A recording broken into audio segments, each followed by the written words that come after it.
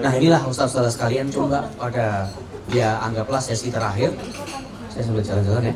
Sesi terakhir ini kita coba refleksi sedikit tentang apa itu belajar, apa itu apa itu belajar. Adanya seperti itu.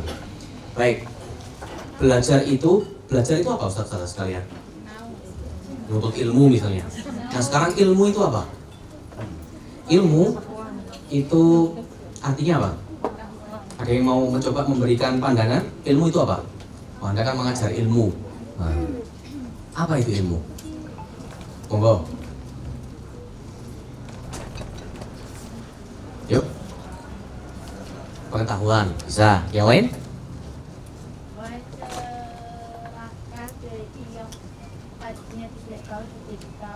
Oke, mencerahkan dari yang tadinya tidak tahu menjadi tahu itu. Baik, ya itu kita sering baca ya, kita sering kaji tentang definisi ilmu kalau dari bahasa Indonesia. Ilmu itu tentu ada di mana-mana, ada di berbagai belahan dunia, di Arab, di China, kemudian di Eropa dan di mana-mana. Itu sebuah makna. Kadang-kadang lafaz yang dipakai itu berbeda. Nah, tapi maksudnya tetap pokoknya ke satu hal itu. Jadi tidak masalah, yang penting maknanya sama. Nah, Ustaz-Ustaz sekalian, kalau dalam bahasa Arab, ilmu itu bahasa Arabnya cara nyebutnya sama kayak yang di bahasa Indonesia. Bahasa Arabnya adalah ilmun, apa? Ilmun atau al-ilmu. Pilih pakai al di depannya atau pakai tanwin di akhirnya. Pilih salah satu. Nah, ilmun atau al-ilmu dalam bahasa Arab itu punya 3 makna. Yang pertama, al-idrok. Apa Ustaz-Ustaz sekalian? Al-idrok. Al-idrok itu artinya adalah tercetaknya gambaran sesuatu dalam pikiran. Contohnya apa? Contohnya misalnya ketika kita mengkaji belajar sejarah. Ada sebuah informasi, ketika itu masuk dalam otak, itu namanya al-idrok. Kita belajar apa? Belajar sirah. Oh, ada peristiwa Fathul Makkah misalnya. Kemarin mengkaji sirah sampai mana? Atau beda-beda temanya? Beda-beda ya. Misalnya kita mengkaji peristiwa Fathul Makkah atau perang Badar yang lebih umum saja. Oh, kronologinya seperti ini. Ketika maklumat itu masuk ke dalam otak, itu namanya al-idrok. Ya, berarti itu merupakan nama lain dari al-ilmu. Jadi ilmu bisa disebut untuk sesuatu atau tercetaknya gambaran dari sesuatu ke dalam pikiran. Bisa dipahami? Oh ya, saya mau nanya dulu. Ini speednya sudah oke? Saya terlalu cepat atau boleh dikurangi sedikit? Oke, aman ya? Oke, ya, jazakumullah. Yang kedua, al-masail. Masail itu jamak dari masalah, artinya permasalahan dan pembahasan ilmu. Saya kasih contoh, misalnya saya pegang sebuah buku, anggaplah ini buku. Buku apa misalnya? Fisika. Nah, buku fisika. Ini cerita isinya rumus-rumus fisika dan lain sebagainya. Kalau saya sebut ini ilmu fisika, betul atau salah? Nah, betul, pakai makna yang kedua. Kenapa? Karena isinya permasalahan dan pembahasan masalah fisika. Nah, sekarang pertanyaannya Ustaz-Ustaz sekalian, kalau kita bicara kita menuntut ilmu, ada ungkapan seperti itu kan, cukup populer. Kita pengen jadi orang yang berilmu.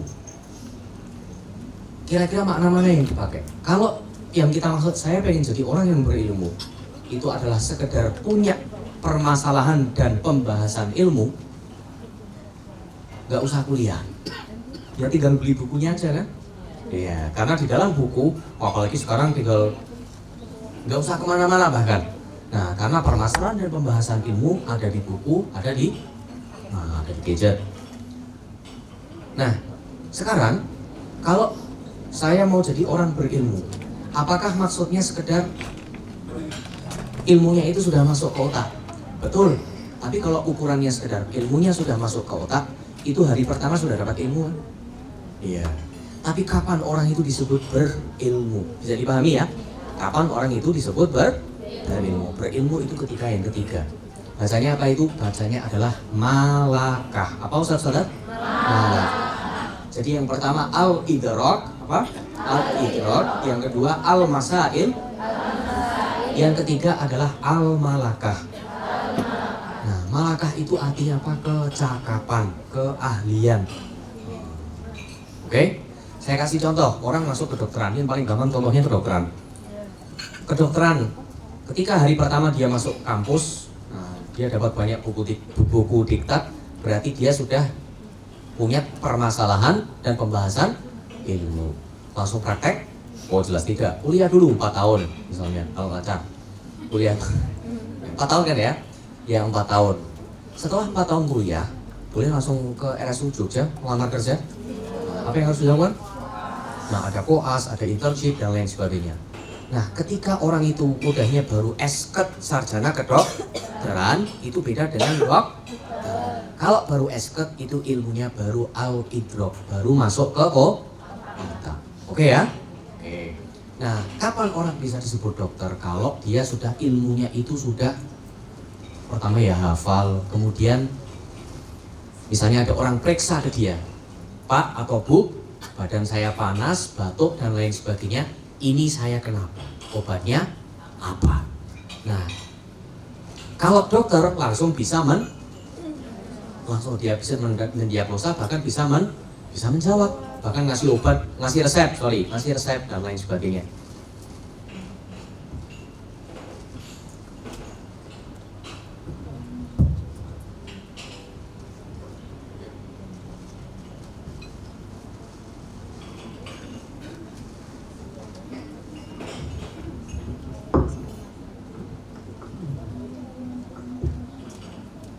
Oke, ya kita lanjutkan. Nah, sama aja. Ya udah nggak apa-apa. Baik, saudara sekalian, dokter itu, coba bayangkan, misalnya Anda dokter begini. Pak, saya sakit apa? Oh, gejalanya panas, pusing, pilek dan lain sebagainya. Badan panas-panas dan lain sebagainya itu. Ini saya kenapa, Pak? Ambil buku dulu. Kita cari dulu ya. Nah, kalau seperti ini apa yang terjadi?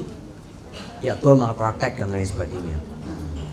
Supaya tidak ada seperti itu, orang butuh untuk dokter umum ya, dia butuh koas, butuh internship. Nah, supaya ilmunya bisa jadi malakah. Malakah itu artinya apa? Kecakapan. Soalnya sudah cakap. Kalau di teknik, teknik mesin atau bengkel dan lain sebagainya itu, ya sudah tidak perlu lihat manual lagi.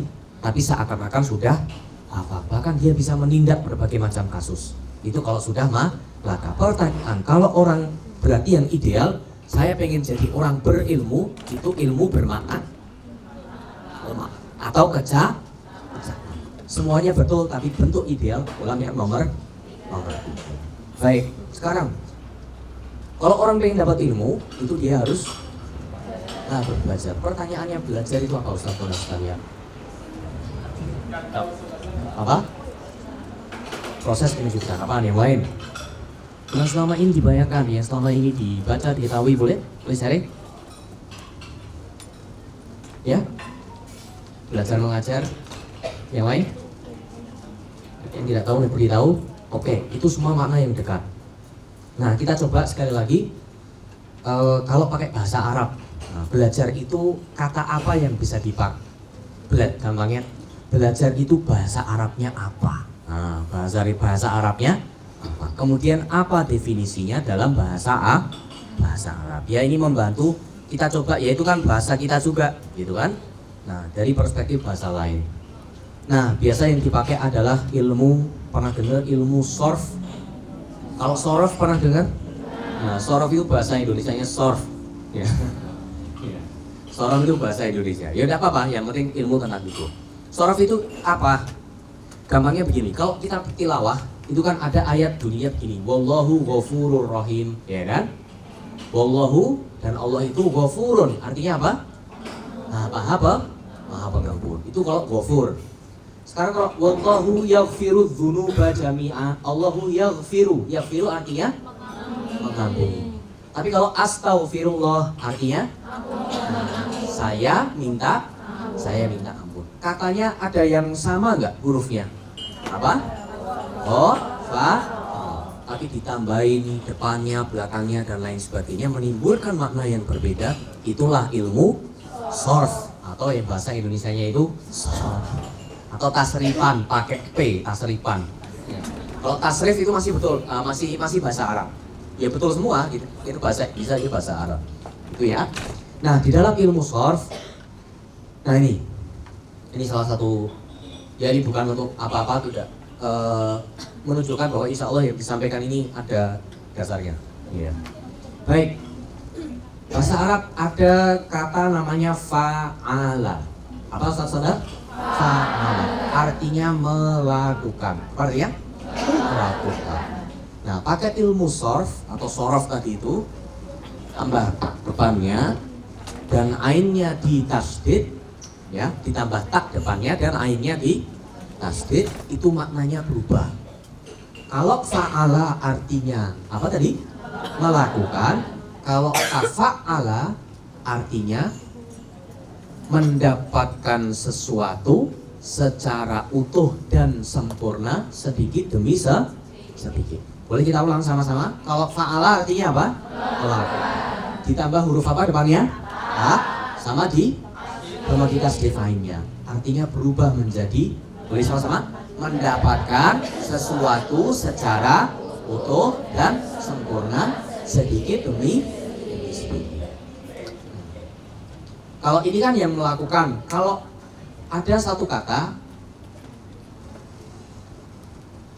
alima, apa?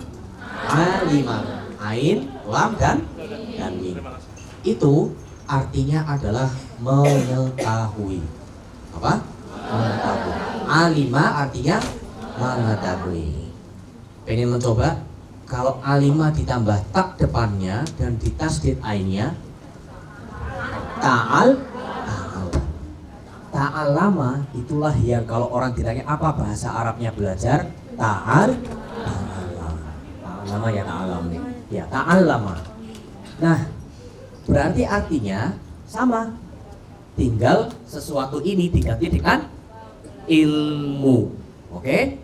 Sesuatunya diganti dengan ilmu. Berarti belajar atau ta'allama dalam bahasa Arab artinya, yuk sama-sama, mendapatkan ilmu secara utuh, sempurna, sedikit demi sedikit, atau bagian per bagian. Itu definisi belajar dalam bahasa Arab. Nah, Ustaz-saudara sekalian, ini definisi ini menyebutkan dua hal. Yang pertama hasil, yang kedua proses. Kalau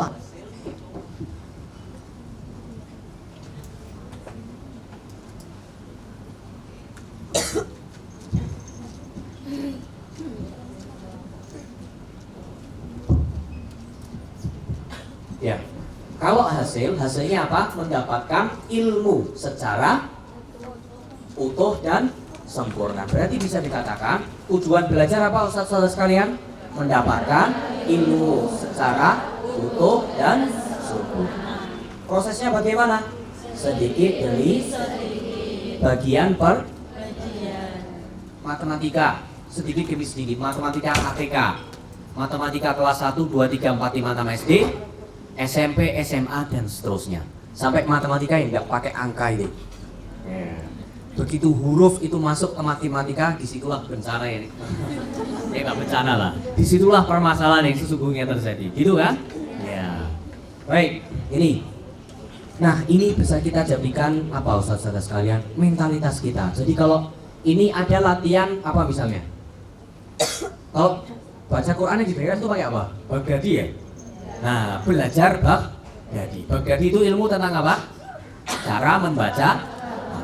Berarti saya belajar Baghdadi, saya pengen mendapatkan ilmu membaca Al-Quran secara utuh dan sempurna, sedikit demi sedikit. Itu berarti kalau belajar harus sampai utuh dan sempurna. Jadi sebagai indikator penilaiannya masing-masing. Jadi pahami ya? Nah ini semoga dengan definisi yang dari bahasa Arab kita pinjem bahasanya orang-orang Arab. Oh, belajar itu ini ternyata definisinya. Oke? Baik. Nah, apa kalau orang menyebut belajar itu, kalau saya menyebut belajar, kata apa yang terlintas atau aktivitas apa yang terlintas? Apa misalnya? Membaca, yang lain? Menulis, yang lain? Praktek, mendengarkan, ya, betul. Apalagi misalnya menceritakan ya. Diambil semua sama Pak Uda. Ya, jazakumullah Pak Uda. Ya, besok ujian. Malamnya saya melakukan sesuatu di depan buku. Itu belajar. Apalagi? Ya, banyak hal lagi. Dan ada banyak yang berkaitan. Oh ini, persiapan ujian besok pagi. Moving class. Oh katanya kok yang keren tuh sekolah pakai moving class gitu. Muridnya yang move. Kita pakai moving class, gurunya aja. Nah itu. Menerima nilai rapor, dapat ijazah dan lain sebagainya. Ini pendapat saya ya. Itu bukan inti dari belajar, tapi tetap penting. Jangan sampai kok gak ngumpul nilai Sus. Kata wah. Dulu ketika di asik materi terakhir, ya gitu. Ya saya tidak menganjurkan, saya tidak pernah mengatakan seperti itu ya. Ya jangan mendistorsi ya. Ini sangat penting, tapi inti. Nah kalau bahasanya itu apa? Core of the core dari belajar itu. Nah ini mendapatkan ilmu secara utuh, sedikit demi sampai sini bisa dipahami? Oke, kita lanjutkan. Oke, saya next ya. Nah, ilmu itu ada rukunnya juga. Maksudnya sesuatu yang harus ada dan dia menjadi bagian dari ilmu itu. Ilmu itu harus ada apa? Satu, guru. Yang kedua, murid. Yang ketiga, buku ajar. Tidak sembarang buku, tapi ada buku ajar modul atau apapun itu. Yang keempat, metode belajar. Yang kelima, lingkungan yang mendukung atau lingkungan ilmiah. Nah, yang begini-begini ini di kitab-kitab klasik mungkin ini saya dapat dari ulama di zaman sekarang. Ini beliau ulama Mesir, Profesor Dr. Ali Jum'ah. Beliau pakar fikih, pakar usul fiqh, dan pernah menjadi mufti Mesir. Ya ini untuk cerita saja supaya kita pengen tahu betapa berharganya omongan ini. Ya, jadi beliau ini yang menarik, beliau punya perpustakaan pribadi. Wah. Jadi beliau bukunya luar biasa. Dan pernah ada wartawan itu tanya begini sahabat-sahabat sekalian, katanya koleksi buku Anda itu 2 rumah ya? 2 rumah, jadi rumah 2 itu isinya buku semua. Kemudian beliau ya tertawa kecil sambil menjawab, saya koleksi dikit ya, bukan 2 rumah, tapi 2 villa. Ya. Dan yang menakjubkan, beliau sudah membaca seluruh atau sebagian besar dari semua buku itu. Ada sekitar 40-an ribu judul buku. Dan beliau tahu yang unik, beliau tahu buku-bukunya letaknya di mana. Bahkan ada muridnya cerita gitu, mau pinjam buku tapi nggak tahu di mana. Kanan, nanti kiri, rak sebelah nomor 1, 2, 3, nah di bawah situ kan. Nah, selain itu beliau juga punya, nah kalau di MPAQ itu namanya Laznas MPAQ. Beliau juga punya Laznas sendiri. Itu apa keistimewaannya Laznasnya beliau? Jadi yang muhsinin atau muzak, kalau muzaki nggak bisa ya kan, harus bukan ya harus orang gini. Tapi muhsininnya, investor sedekahnya itu perusahaan-perusahaan seperti LG, Microsoft dan lain sebagainya untuk cara Mesir. Jadi beliau berhasil menego itu, dan program-programnya dana zakat untuk perbaikan fasilitas kereta api di Kairo atau di Mesir. Jadi punya inovasi yang seperti itu luar biasa. Maksud saya apa? Saya bukan pengen cerita tentang beliau, tapi betapa berharganya perkataan ini. Oke? Iya. Nah, wah ini apa keunggulan dari sekolah bias? Gedung penting, iya, tapi kita berbagi fokus ya, Ustaz-Ustaz. Gedung, fasilitas, tanah dan lain sebagainya itu urusan pembina kan? Iya. Kita cukup menjaga kebersihan saja. Itu pun pelaksananya bapak-bapak dari di UGS, ya kan? Ya. Anda cukup request saja, bagi-bagi tugas, satu-satu yang mengajar. Nah, kalau gedung itu penting, ya, nggak ada yang bilang nggak penting, tapi di masa depan nanti keunggulan sekolah bias ada pada kualitas pemenuhan rukun ilmu. Tadi yang pertama apa? Berarti ustadz dan ustadzah. Kualitas dan integritas ustadz dan ustadzah. Yang kedua, muridnya, buku-buku ajarnya, metode belajar dan lingkungan. Ini insya Allah nggak ada matinya mau. Jadi kita nggak bisa memprediksi di masa depan seperti apa keadaan dunia. Tapi kalau 5 hal ini masih terjaga, pendidikan itu masih berlangsung. Bisa dipahami? Oh ya, saudara sekalian, yang paling penting dari keseluruhan slide ini yang mana? Yang ada tulisan biasnya. Ya kalau yang lain-lain itu ya penting juga gitu, tapi kalau seandainya harus dikuasai ya kuasailah yang ada tulisan sekolah biasanya. Ini pesan-pesan intinya. Ya. Oke. Nah, sekarang yang paling pertama kita nggak akan bicara lima-limanya ya, karena waktu kita juga terbatas. Kita bicara tentang yang pertama tentang guru. Ustaz Sadah adalah seorang guru. Ya. Kalau saya masih mahasiswa. Ya. Ustaz Sadah sekalian, jadi ini ada kitab Sahih Bukhari. Pernah dengar? Nah, Sahih Bukhari. Nah, di asik ini mungkin entah kali keberapa Anda, tapi ya ini pengalaman membaca satu hadis di Sahih Bukhari. Memahami hadis di Sahih Bukhari. Sahih Bukhari itu isinya hadis. Hadis itu apa? Semua hal yang berasal dari perkataannya Nabi, cerita Nabi pernah berbuat apa dan lain-lain. Nah, Ustaz salah sekalian, Nabi itu kira-kira selama hidup di dunia, bukan kira-kira, tapi memang selama hidup di dunia itu tidak hanya ini halal, ini haram, makan ini boleh, makan ini nggak boleh, sholat caranya gini, nanti Ramadan puasa. Tidak hanya itu, tapi Nabi juga ya kalau boleh disimpulkan juga membangun peradaban. Yang paling pertama bicara tentang manusia, yang paling penting bicara tentang bicara tentang. Jadi Nabi itu juga bicara ekonomi, bicara tentang keluarga, tentang kasih sayang orang tua dan anak. Wah, itu banyak sekali toh. Bismillah, semoga suatu saat kita bisa menggali banyak inspirasi dari hadis ini ya. Nah, Ustaz sekalian, jadi Nabi itu pernah bersabda, "Matalu ma ba'atsanillahu bihi minal huda wal ilm kamat halil ghaibu katsimi asabar ardo." Artinya langsung aja ya supaya cepat. Jadi Nabi itu kan diutus membawa petunjuk dan ilmu. Ya, pesannya menyampaikan Al-Quran. Al-Quran isinya apa? Petunjuk, juga di dalamnya ada ilmu. Ya. Ilmu itu oleh Nabi Muhammad SAW itu diumpamakan kama salil ghaibil kathir, seperti hujan lebat. Ilmu seperti apa Ustaz Salah? Hujan lebat.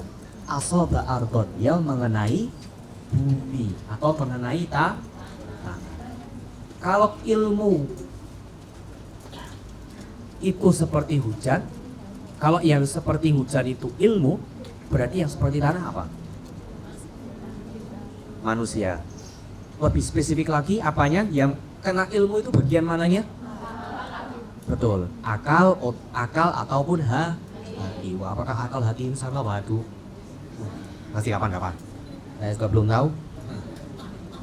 Nah, Ustaz saudara sekalian, jadi perumpamaan. Nah, sekarang ini ada hujan yang lebat mengenai tanah. Berarti berbicara tentang kondisi berbagai macam kondisi akal dan hati manusia. Ya ada banyak ya, ada yang nggak bisa menerima ilmu, tapi pada kesempatan kali ini saya bicara yang paling ideal saja. Nah, fakana minha naqiyah. Gampangnya, tanah itu ada tanah yang subur. Yang paling ideal tentu tanah yang subur. Yang subur itu yang seperti apa? Dia bisa menyerap air. Coba kalau tanah yang sudah retak-retak itu, nanti bisa menggenang dan lain sebagainya, ya. Dan juga bisa menumbuhkan rerumputan dan tanaman hijau. Saya ulangi. Jadi tanah yang subur berarti akal yang seperti tanah subur itu adalah yang pertama bisa menyerap. Ya, kalau akal berarti menyerap ilmu, bisa menahan ilmu. Jadi kalau tanahnya bagus itu kan nanti ada air tanah ya, airnya bisa dibuat sumur, kemudian bisa diminum ya. Kemudian yang kedua, dia bisa menumbuhkan rumput dan tanaman hijau. Nah, ini Ustaz-Ustaz sekalian, jadi kalau mau kita ambil inspirasinya, nah ini Ustadz bias adalah tanah subur yang menyediakan keberlimpahan ilmu dan menumbuhkan gagasan dan nilai yang baru. Menyediakan keberlimpahan ilmu Ustadz seperti maksudnya adalah menyimpan banyak sekali ilmu. Itu yang pertama. Kemudian jadi bisa diajarkan, ya kan? Yang kedua menumbuhkan gagasan dan nilai yang baru. Oke? Nah, ada yang memberi penjelasan terhadap hadis itu. Salah satunya Imam Al-Qurtubi, bukan yang punya tafsir tapi ya, untuk wawasan aja. Jadi kalau boleh ringkas menjadi beberapa kata, orang yang punya tanah subur di otak dan hatinya itu siapa? Paham ya? Orang yang punya tanah subur di otak dan hatinya itu siapa? Boleh kita sama-sama ya. Orang yang punya 3 ciri ini. Yang pertama adalah al-alim. Apa? Al-alim. Yang kedua al-amil. Yang ketiga al-muallim. Oke? Nah, al-alim itu punya kapasitas ilmu. Punya apa? Kapasitas ilmu. Oke. Dan ilmu itu ya, berarti harus ditambah kan? Ya, harus ditambah. Apakah belajar itu berhenti dengan berhentinya kita kuliah dulu? Nah, tidak. Al-amil. Saya juga kaget. Oh my God.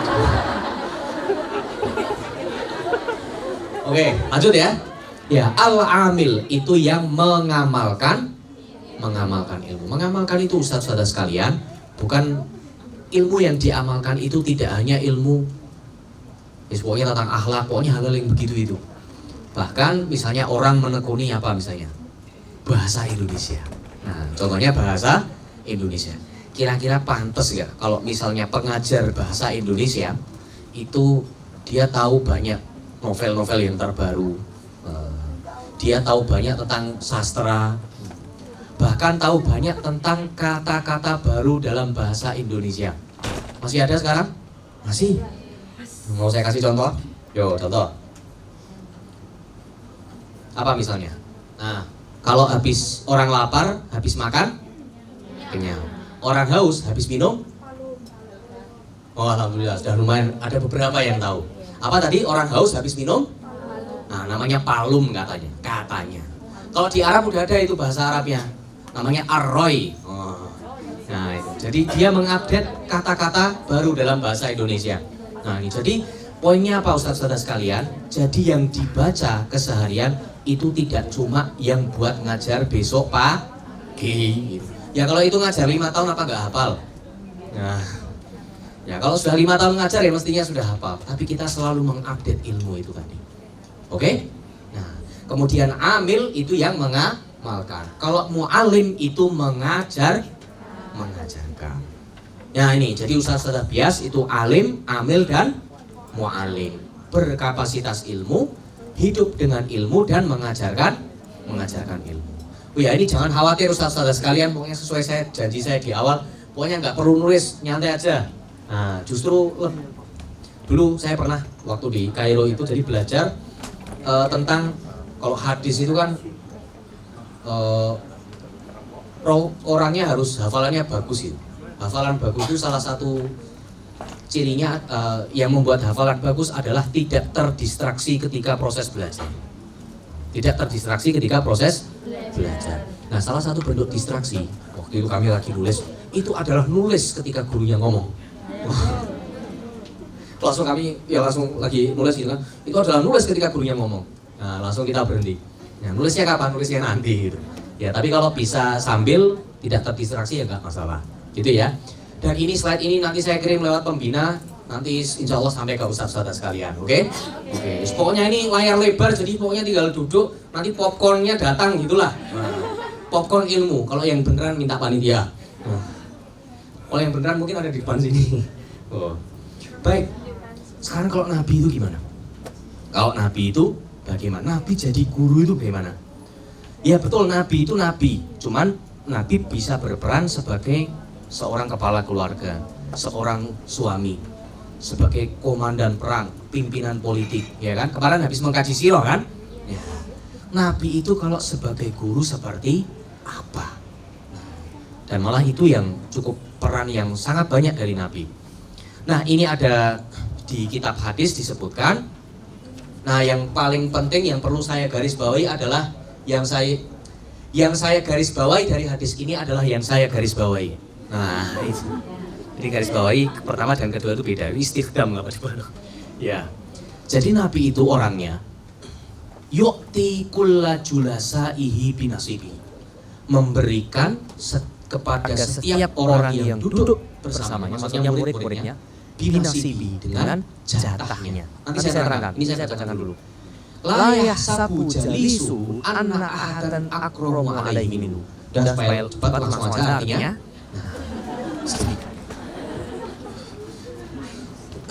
Jadi Nabi Sallallahu Alaihi Wasallam itu selalu memberikan kepada setiap yang duduk bersamanya dikasih apa? Bagiannya.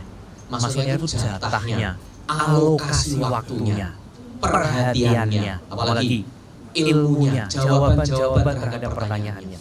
Sampai apa? Sehingga tidak ada seorang pun yang duduk bersamanya merasa bahwa ada orang lain yang lebih dimuliakan darinya. Begini saudara sekalian, intinya. Jadi kalau sahabat Nabi duduk dengan Nabi sedang tanya-tanya, kadang-kadang duduk bareng, kemudian jadi giliran siapa bertanya atau duduk sendiri, itu treatmentnya Nabi kepada dia, perhatiannya Nabi Sallallahu Alaihi Wasallam itu sampai membuat si orang ini itu merasa bahwa kayaknya yang paling dimuliakan Nabi di dunia ini itu saya deh. Yang paling diperhatikan Nabi itu diperhatikan Nabi itu saya. Itu luar biasanya Nabi Sallallahu Alaihi Wasallam. Jadi padahal ya yang belajar kepada Nabi itu banyak atau sedikit? Ya semuanya belajar kepada Nabi, belum nanti keluarganya dan lain sebagainya. Ya gitu. Jadi memang Nabi itu orang yang paling sibuk di dunia. Nanti ada statement, jadi orang paling sibuk di dunia. Kadang ngajar, kadang kemudian mikir masalah nyurati raja-raja itu, kadang mimpin perang dan lain sebagainya. Nah itu. Tapi semua selalu bisa dijalani dengan luar biasa. Baik, nah maka apa inspirasinya nih Ustaz-Ustaz sekalian? Nah sekarang sebelum di-spill, ayo dari Ustaz-Ustaz dulu. Buat Ustaz-Ustaz apa kira-kira inspirasi yang bisa kita ambil dari sini? Ini tidak gampang memang. Tapi ya nggak ada salahnya kita kaji. Apa misalnya? Oke. Jadi Ustaz-Ustaz bias dengan treatmentnya selalu membuat muridnya merasa sebagai yang paling baik. Namanya Ustaz itu sama aku aja. Wah gitu. Padahal yang lain juga begitu kan. Kayaknya saya yang paling bagus ya. Iya gitu. Padahal ngomong itu ke 10 orang lainnya gitu. Nah itu. Oke, lanjut ya. Nah ini ada apa? Kita cepat saja, jadi selalu memikirkan keadaan umat, kemudian bicara dengan kalimat yang efektif dan lain sebagainya. Nah ini ciri punya kemampuan. Oh ya, selain Nabi, ada kalau itu kan Nabi ya. Nah kalau Ustaz-Ustaz mungkin berpikir, ya iyalah itu kan Nabi. Apakah yang bukan Nabi juga seperti itu? Ternyata hal ini apa istilahnya itu diwariskan dari generasi ke generasi. Sikap-sikap semacam ini itu diwariskan dari generasi ke generasi. Nah, terutama yang menghayati adalah para ulama, salah satunya Imam Syafi'i. Pernah dengar nama ini? Ya, siapa Imam Syafi'i? Ya Imam Syafi'i, ya Imam Syafi'i gitu. Siapa? Lah Imam Syafi'i gitu. Apa? Ya imam gitu.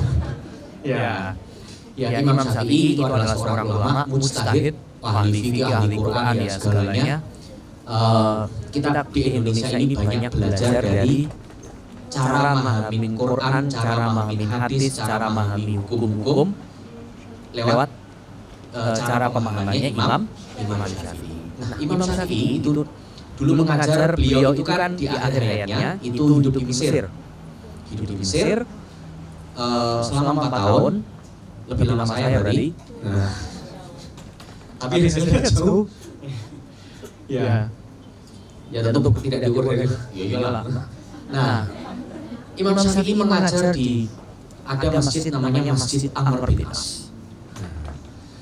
Kok di masjid nggak di kampus? Nah dulu masjid-masjid itu juga berfungsi sebagai kampus. Ada ruangan khusus, kadang juga tempat itu juga gitu. Nah kemudian ada masjid namanya masjid apa tadi? Amr bin As. Siapa yang Masjid Amr bin As itu apa? Betul. Masjid pertama yang dibangun di benua Afrika. Di benua Afrika. Nah, Masjid Amr bin As itu yang bangun dulu adalah Amr bin As, sahabat Nabi yang itu.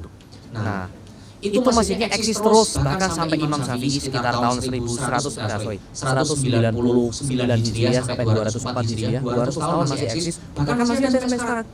Masih dipakai, masih buat kajian dia masih ada. Nah, Imam Syafi'i mengajar di sana. Imam Syafi'i itu punya banyak murid. Ada satu yang mau kita angkat pada kesempatan kali ini, namanya nih Ar-Rabi bin Sulaiman atau Rabi bin Sulaiman. Siapa namanya? Rabi bin Sulaiman. Ini murid yang spesial. Jadi disebutkan wakana yaqra'u bil alhan. Gampangnya, kalau baca kitab itu dulu sering salah. Nah, jadi misalnya film masjid, film musjidu, padahal cuma film masjid gitu ngomongnya film ya mungkin kesalahannya nggak se-ekstrim ini ya. Ya ini maksudnya saya cuma pengen menunjukkan dulu bacanya sering salah. Tapi wakana Syafi'i yuhibbu. Tapi Imam Syafi'i itu sangat sayang sama muridnya ini. Nah ini langsung saja. Jadi Rabi bin Sulaiman juga sangat berkhidmah kepada Imam Syafi'i, melayani gurunya, kemudian yang mulai membawakan buku-buku dan lain sebagainya, menyiapkan majelis dan lain sebagainya. Nah, ada satu momen, suatu ketika sedang ada sesi kelas gitu, ada satu pembahasan, si Rabi ini nggak paham. Saudara kalau ini rekor, saya mau nanya rekor ini, kalau selama mengajar ini pernah ngulangin berapa kali? Jadi ada anak nggak paham, itu diulang berapa kali paling banyak? Ya berkali-kalinya itu berapa gitu? Setiap hari 10 dan lain sebagainya. Oke, coba yuk rekor berapa? Tadi di atas, di bawah ada yang nyebut 1 semester itu enggak? Kelar-kelar itu. Ada yang lain? 1 tahun ada? Oh, Masya Allah gitu. Nah ini, baik, Imam Syafi'i, jadi di majelis yang sama, satu majelis tidak akumulasi ya, itu 40 kali. Diulangi sampai 40 kali diterangkan terus. Dan ulama dulu kalau nyebut angka itu memang benar-benar real, nggak kayak kita. Berapa? 100. Nah gitu. Pengiro, peng 1000 gitu ya Pak. Nggak masuk akal gitu. Swidak rolas gitu. Swidak rolas itu berapa gitu? Ada kan begitu kan? Tapi kalau dulu ulama bilang 1040 ya 40. Malu dia. Malu. Udah karena ini kemudian pulang. Apa yang dilakukan Imam Syafi'i? Kemudian ngasih les free. Ini saya bahasakan dengan bahasa sekarang. Diajari kemudian akhirnya ngoten. Nah, singkat cerita bisa paham. Bahkan ada testimoninya Imam Syafi'i, wahai Robi, seandainya saya ilmu itu bisa, misalnya ini sendok ya, ilmu itu bisa tak dulangke gitu, bisa tak dulangke, itu bakal saya lakoni itu. Saking saya antusias untuk mengajari. Jadi tidak kemudian kayaknya kamu nggak cocok ya gaji sama saya, itu repot nih. Nah itu ya. Tapi ini ya. Singkat cerita kita ambil tidak teknisnya ya, tapi kita ambil etosnya. Kita ambil etos dari inspirasinya. Rabi bin Sulaiman, saudara sekalian, gampangnya begini ya, meskipun mungkin sekarang buku-bukunya Imam Syafi'i itu masih ada Bapak, masih dicetak, masih dikaji. Buku itu kan dulu tulisan tangan ya, belum ada mesin cetak. Nah, zaman sekarang dicetak tapi diteliti dulu. Nah, naskah aslinya itu masih ada. Dan yang sampai kepada kita itu adalah, jadi Imam Syafi'i itu dulu kalau ngajar atau nulis buku itu tidak duduk di kamar kemudian nulis kayak dulu saudara bikin skripsi itu kan. Nah, tapi mengajar mendikte. Nah, murid-muridnya yang nulis. Kemudian itu jadi buku.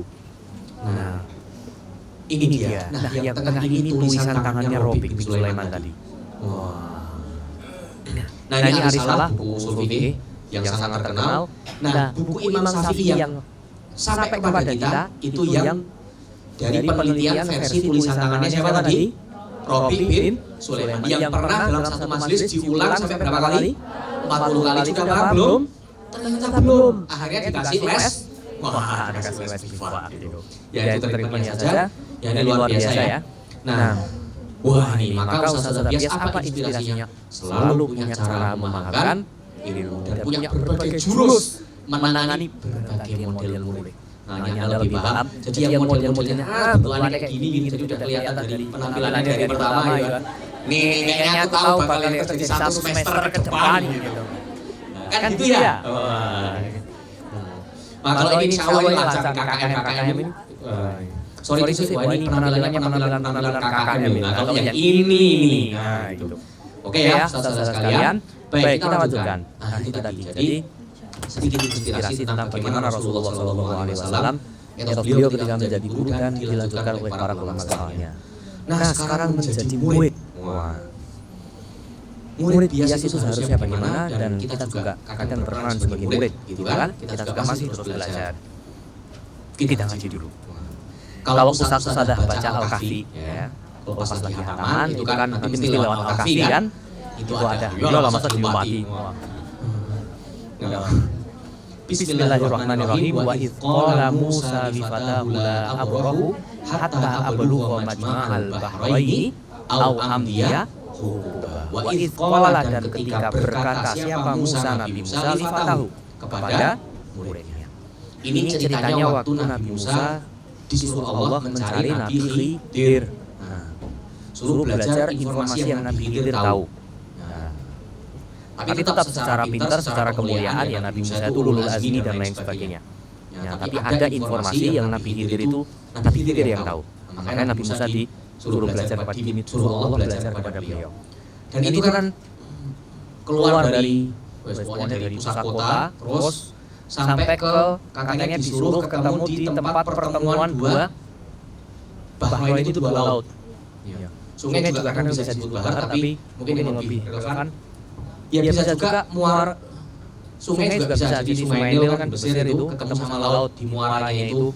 Ya bukan itu yang menjadi fokus kita, tapi ini suruh berjalan jauh. Jadi Nabi Musa berkata sama muridnya, jadi perginya bareng waktu itu ngajak muridnya juga, bawa bekal dan lain-lain. Lifa tahu kepada muridnya, wahai muridku, la abrahu, saya tidak akan berhenti. Saya tidak akan berhenti. Hatta sehingga ablugha majma'al bahraini, sampai nanti saya ketemu dengan pertemuan dua laut. Itu pun di sana kan masih nyari nanti. Masih nunggu. Pokoknya saya bakal jalan terus. Baik nanti saya ketemu tempatnya atau ketemu orangnya, atau au amdiya hukuba, atau saya berjalan hukuba. Hukuba itu satuan waktu, saudara sekalian. Coba satu abad berapa tahun? Kalau 10 tahun itu apa istilahnya? Kalau 7 hari? Hukum itu kayak begitu-begitu itu kalau dalam bahasa Arab. Lah berapa tahun kalau hukum itu? Hukum itu bentuk plural kalau di Inggris. Di bahasa Inggris jamak kalau di bahasa Arab. Nah bentuk tunggalnya itu adalah hikbah. Apa? Hikbah. Hikbah itu, satu hikbah itu untuk 80 tahun. Berapa? 80 tahun. Oh iya. Jamak itu lebih dari satu kan? Nah, jamak itu paling sedikit 3. Berarti kalau hikbah 80 tahun, kalau hukum minimal 80 kali 3 berapa? Jadi saya akan terus berjalan meskipun itu bakal menempuh 80 tahun. Itu tekadnya Nabi Musa. Nah, atau jadi ada pemaknaan lain dari hikbah itu masa waktu tak tentu. Masa waktu yang tidak tentu. Jadi pokoknya nggak tahu sampai kapan. Nah, gitu ya. Ya itu sama. Saya akan balik ke Mesir. Entah sampai kapan nanti urusnya. Wah, itu ada orang seperti itu. Tapi ya lama-lama ya, lamanya sudah dulu. Nah, ini saudara sekalian, jadi inspirasi dari Nabi Musa. Kalau di Quran terjemah entah hukubah itu artinya apa. Tapi kalau kita urai sedikit ya, hikbah tadi berapa? 80. Karena jamak berarti paling sedikit 3, berarti 80 kali. Nah, ini tekadnya Nabi Musa. Kemudian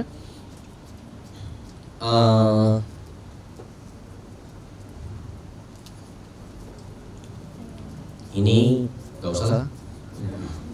Oh iya. Ini ada sebuah syair. Ya, semoga masih semangat. Ya. Ada sebuah syair, entah siapa yang menulis, tapi ini ada di berbagai kitab nahwu. Biasanya dipakai untuk bahas nahwu karena ada beberapa kaidah di sini. Saya bacakan ya. Nah, nanti kita ulang sedikit. Apa yang sedikit ya? La astashilan nasaba au udrikal muna faman qadatil amalu illa lisobiri. Artinya apa? La astashilanna as-soba. Sungguh saya akan kubuat semua kesulitan menjadi gampang. Tapi bukan gampang kayak ujian akhir harus nyantai gitu. Tapi saya membuat yang sulit itu menjadi mudah. Maksudnya dihajar terus sampai jadi mudah. Au tudrikal muna. Bagi yang pernah belajar nahwu, au di sini artinya bukan atau, tapi sampai. Bojo biau. Sampai au udrikal muna, sampai aku meraih al muna, artinya cita. Jadi la astasilan nasohla au udrikal muna, artinya sungguh akan kubuat semua kesulitan menjadi gampang sampai aku meraih cita-citaku. Faman qadatil amalu, karena tidaklah in qadatil amalu, harapan itu tunduk illa lisobiri, kecuali bagi orang yang sabar. Artinya harapan hanya tunduk kepada orang yang sabar. Kenapa kita bicara cita-cita dan harapan? Ya katanya kalau salah satu senjata besar meraih cita-cita karena masih punya harapan. Mau coba yang paling kita baca bareng-bareng aja ya. Yo. La astashilan nasohba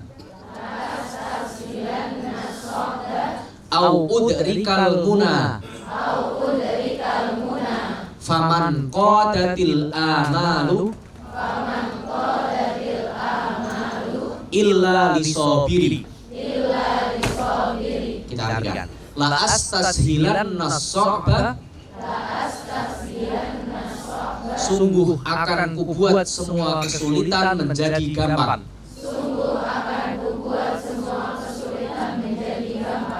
Au udrikal muna,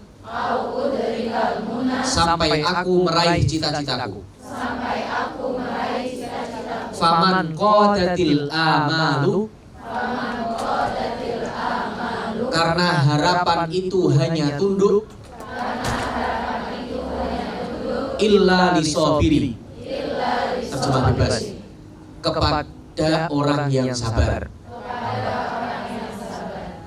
Ya nanti. Oke, nah ini saudara sekalian, syair ini sekali lagi tidak diketahui siapa yang membuat, tapi ini cukup banyak beredar di buku nahwu. Ini monggo kalau dibawa pulang, kemudian kapan-kapan bisa didiskusikan. Kalau ini bagus dan dianggap menginspirasi, kayaknya murid-murid Ustadzah baca ini seru juga kayaknya ya. Ya, bisa buat menyemangati. Nah, terutama kalau mau ujian. Ya. Nah, la astashilan asohba, saya akan membuat ujian ini menjadi gampang. Tapi yang ngomong muridnya bukan ustadznya. Nanti soalnya tambah gampang nanti. Karena yang mau belajar kan muridnya gitu. Oke? Nah ini apa etosnya murid bias? Menerjang semua kesulitan demi sampai kepada. Oke. Dikit lagi. Nah, banyak sekali kegiatan belajar tadi disebutkan oleh Ustaz Dudan misalnya menulis. Nah, pertanyaannya sahabat Nabi itu menulis juga atau tidak gitu? Ya, ada menulis. Tapi kan ada pertanyaan lain. Katanya dulu orang jahiliyah itu tidak bisa ada istilahnya apa namanya Ustaz? Umi. Nah, tapi bukan umi batita atau umi apa gitu ya. Kenapa namanya umi? Nah, ini kan menarik. Umi artinya ibu tidak bisa menulis, ini merendahkan kaum wanita. Seperti itu gitu. Tapi maksudnya umi itu dinisbahkan kepada maksudnya orang yang tidak bisa menulis disebut umi karena seakan-akan orang itu kembali pada keadaan ketika dia baru lahir dari perut ibunya. Oke? Nah, itu sejarahnya apa? Asalnya karena itu. Jadi seakan-akan masih kayak orang baru lahir itu. Belum bisa nulis. Tapi apakah benar mereka itu tidak pada bisa nulis itu? Nah, terus jahiliyah itu berarti artinya karena memang nggak bisa nulis itu. Nanti kita kasih. Baik. Mana ini? Nah ini. Jadi ada cerita. Tadi kalau tadi masjid tempat Imam Syafi'i ngajar nama masjid apa? Dipanggil apa? Masjid Amr bin As. Nah sekarang saya tidak akan cerita tentang Amr bin As, tapi anaknya. Namanya Abdullah bin Amr bin As. Siapa namanya? Abdullah bin Amr bin As. Nah, Abdullah bin Amr bin As dia masih kecil berarti kan? Amr bin As sahabat Nabi. Abdullah ini masih kecil. Nah, Abdullah bin Amr bin As itu punya kebiasaan dia itu suka ikut Nabi. Kemudian setiap kali Nabi bicara itu ditulis. Setiap kali Nabi bicara ditulis. Jadi ngomong apa aja ditulis. Orang kafir Quraisy itu kemudian melihat, ya kemudian dikomentari dengan nyinyir. Nah, biasa kan? Ngapain nulis? Ya, kan? Ini juga manusia. Kalau yang ajaran-ajaran ditulis wajar, tapi ini semuanya ditulis.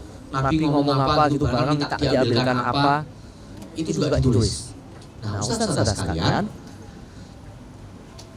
dinyinyirinlah Amr bin As ini oleh orang kafir Quraisy. Ngapain nulis? Ini juga manusia biasa, bisa marah, bisa senang. Masa ketika beliau marah kamu tulis?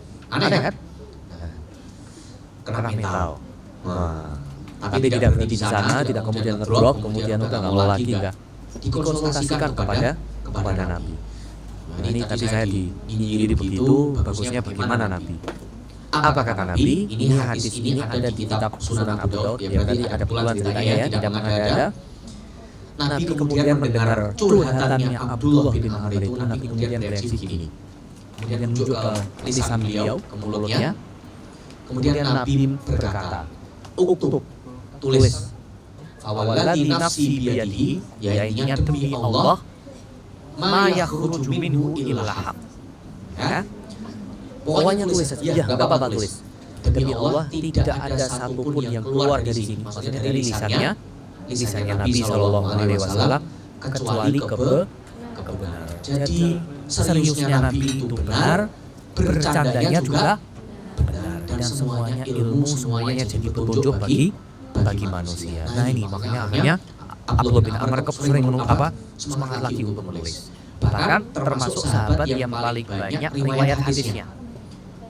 Kalau Ustaz kenal sahabat yang riwayat hadisnya banyak, misalnya siapa? Abu Hurairah. Itu Abu Hurairah itu punya testimoni. Sama Amr bin As ini, Abdullah bin Amr ini banyak dia.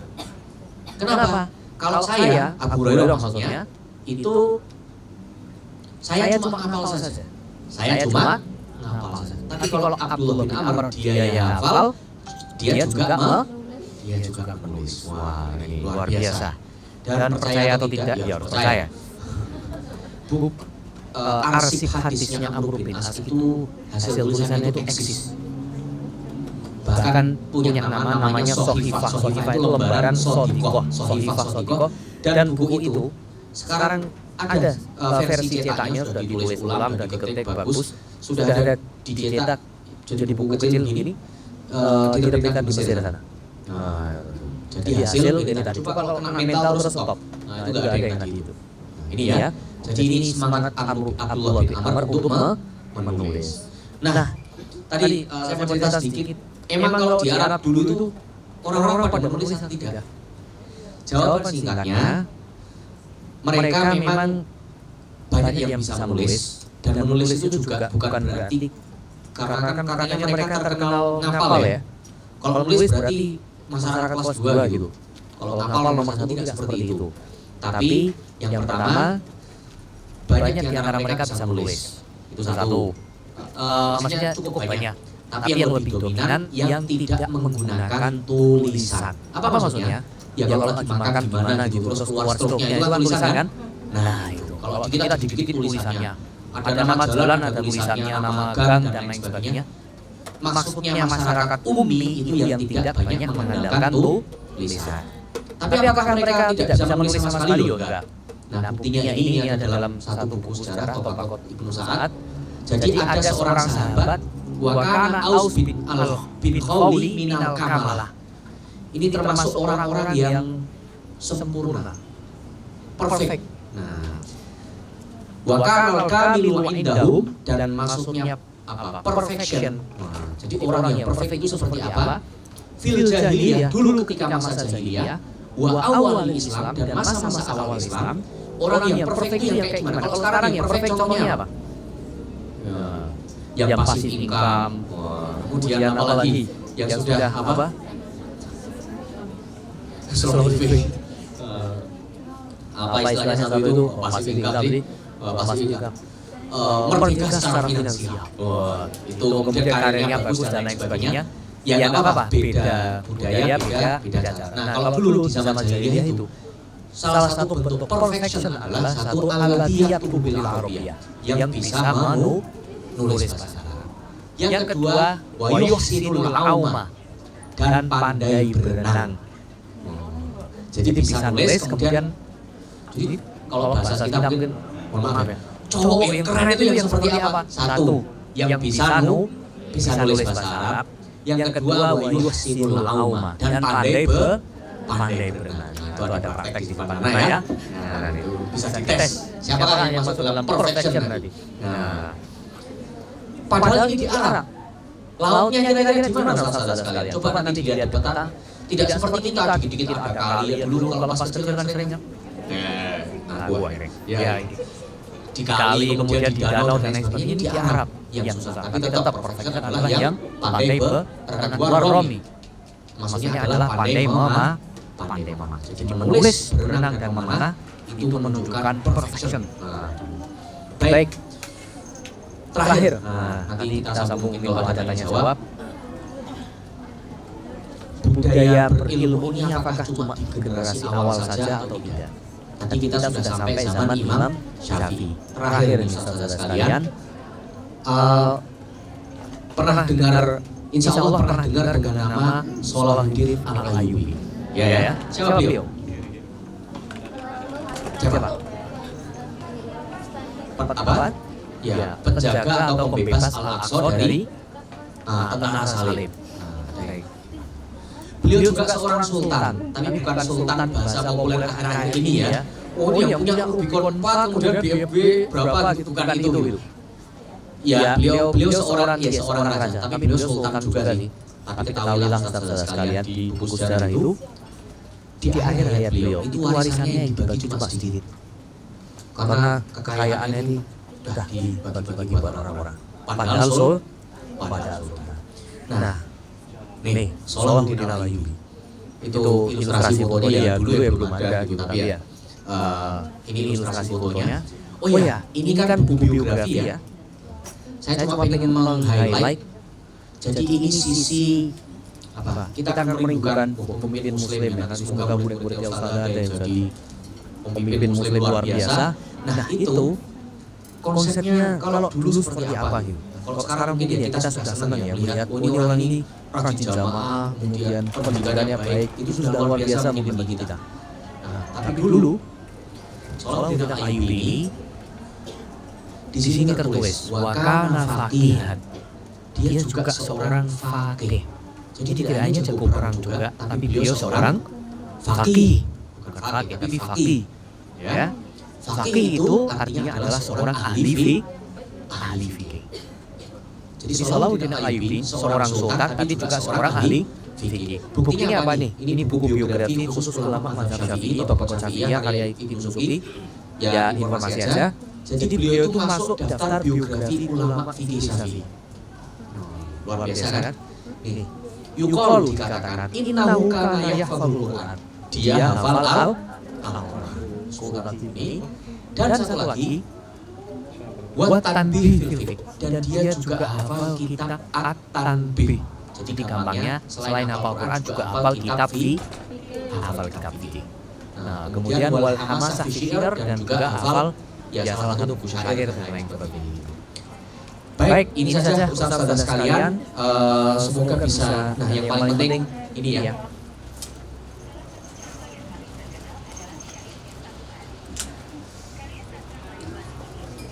Nah, ini sekali lagi ya, apa saja yang jadi keunggulan? Ada rukun ilmu. Jadi yang paling penting apa? Kualitas ustadz-ustadznya, muridnya, buku ajar, metode belajar dan lingkungan. Baik, saya kira ini dulu. Nanti boleh kalau mau dilanjutkan ke sesi tanya jawab, saya kembalikan. Semoga bermanfaat. Saya kembalikan kepada pembawa acara. Terima kasih. Alhamdulillah, sekali lagi jazakumullah kepada Ustadz Musa atas materi yang tentunya seru sekali ya Ustadz dan Ustazah. Apakah di sini ada yang ingin bertanya? Baiklah Ustadz, dipersilahkan Ustadz Heri.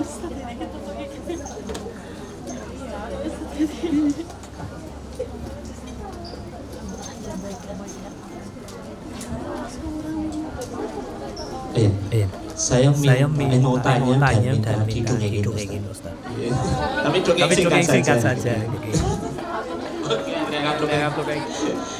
Iya. Iya. Jadi kebetulan saya bertugas di kelas tumbuh kembang dan di special school. itu kan ibaratnya SLB-nya SLB-nya bias gitu Ustaz. Tadi kan diceritakan banyak inspirasi tentang bagaimana Nabi Muhammad memperlakukan muridnya Imam Syafi'i. Kalau di zaman dulu apakah ada kasus-kasus seperti anak yang berkebutuhan atau ya orang-orang berkekurangan gitu Ustaz. Ya, Terima kasih. Jazakumullah. Pertanyaan yang sulit ini. Artinya pasti ada. Di beberapa kitab fikih itu ada istilah al-mu'aqqiyan. Orang-orang yang terlalu. Ya, berkebutuhan khusus kan ada levelnya Pak ya. Ada yang kebutuhannya banget berkebutuhan, ada yang banget kayaknya gitu ya. Jadi tingkatnya kan beda-beda. Terus terang kalau cerita tentang itu atau apa, terus terang saya belum punya jadi kayak raja Ustaz. Mohon maaf belum bisa menjawab. Tapi ya kalau ditanya ada ya ada, tapi ya buktinya ada penanganannya. Tapi dulu pernah kalau yang tadi minta ceritakan didongengi, saya nggak bisa. Tapi di Mesir itu ada juga kasus seperti itu di mana-mana ya. Kemudian ada seorang ulama Al-Azhar dia coba untuk datang ke tempat-tempat yang kelas tumbuh kembang yang ada di berbagai tempat di Mesir. Ya di sana saya lihat beliau memberikan apa ya? Lebih kepada kasih sayang dan perhatian untuk gimana caranya dia dapat kesempatan yang sama untuk bisa tumbuh itu. Nah, adapun untuk cerita dan lain sebagainya, ya mohon maaf saya belum bisa jawab sekarang Ustaz. Ya, semoga nanti di lain kesempatan kalau nemu nanti saya kirimkan. Dari daerah mana Ustaz? Oh Jogja. Oh itu berarti. Iya udah. Ya nanti diambil di Instagram. Ya, jazakallah ya mohon maaf ya Ustaz ya.